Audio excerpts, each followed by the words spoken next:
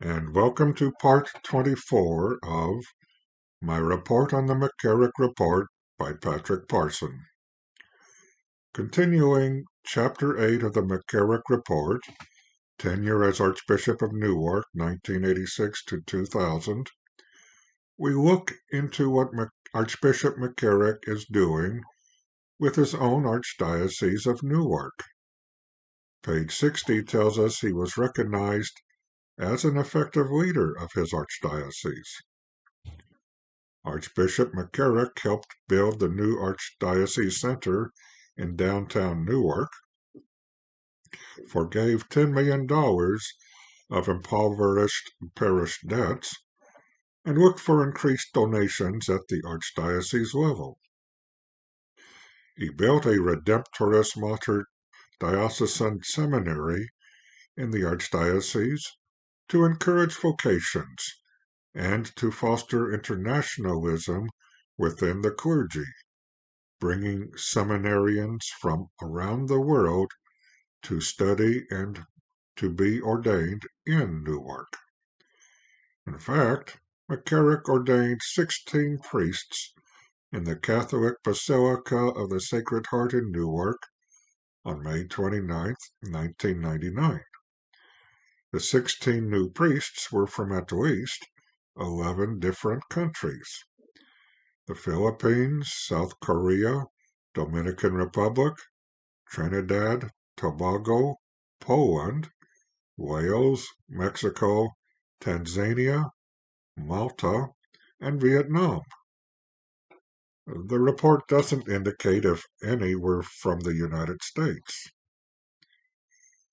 McCarrick also hosted Pope John Paul II and President Clinton during the Pope's October 1995 visit to the United States, a major national and international event for the Archdiocese. McCarrick was described as a workaholic. One priest secretary recalled that not only did McCarrick work 24/7, meaning 24 hours a day, 7 days a week, but he expected the same from his secretary. A lay assistant said McCarrick worked from 5 in the morning to 10 at night. McCarrick also built up solid positive connections with state and federal law enforcement. McCarrick is known to have used 2 different beach houses during his time at Newark.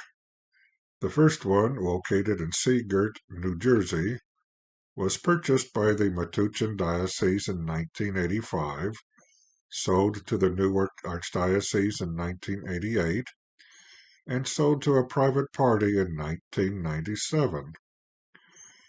The Newark Archdiocese bought a larger beach home in Curtis Point, New Jersey, from the Metuchen Diocese in 1997, and finally sold to a private party in 2002.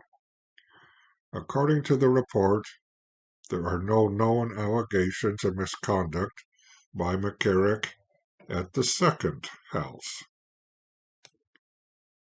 McCarrick continued working with Cardinal O'Connor on many different matters, ranging from collaborating on the release of Cuban political prisoners to serving together for many years on the Papal Foundation. O'Connor humorously referenced McCarrick's fundraising skills, saying at one public event, "Archbishop McCarrick is here, so sew up your pockets." Some of O'Connor's correspondence indicates an appreciation of McCarrick's friendship.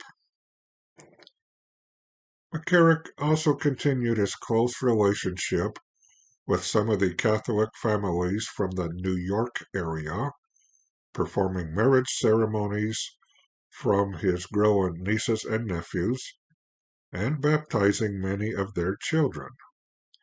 McCarrick also held Uncle's Day celebrations in Newark, where members of the New York families attended. Persons from the Archdiocese, priests, seminarians, and lay secretaries who attended reported that there appeared to be a healthy and natural relationship between McCarrick and the families.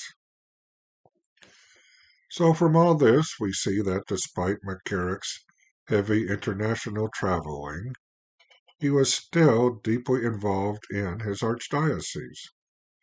McCarrick's reputation is building, he is becoming a more prominent public figure, and he appears to be the very epitome of a good and successful archbishop. But there is more here than meets the eye. By 1989 and the early 90s, certain bishops are approached by individuals with some very disturbing stories. And we will start to look at those in the next segment. So, always remembering our need for mercy and forgiveness, let us say the prayer our Holy Blessed Mother Mary told the 3 shepherd children at Fatima. O my Jesus, forgive us our sins, save us from the fires of hell, and lead all souls to heaven, especially those in most need of thy mercy.